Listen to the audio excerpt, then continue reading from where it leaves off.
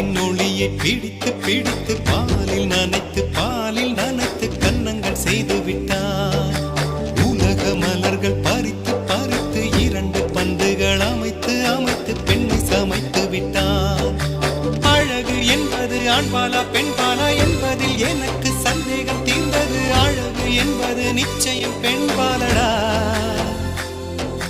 கவிதை என்பது மொழியின் வடிவம் என்றொரு கருத்தும் இன்று உடைந்தது. கவிதை என்பது கன்னி வடிவமடா.